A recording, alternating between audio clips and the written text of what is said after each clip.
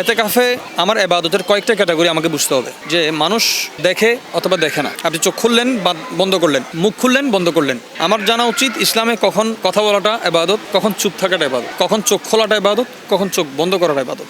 আমার হারাম দেখা, শোনা, বলা সব কিছু তো বন্ধ। এতেকাফে সেই সুযোগ নেই যে কেউ গান শুনবে, কেউ ব্যবসা বাণিজ্য নিয়ে অডেল পরিবেশে কথা বলবে, আড্ডা দিবে, এই ধরনের কোনো সুযোগ নেই।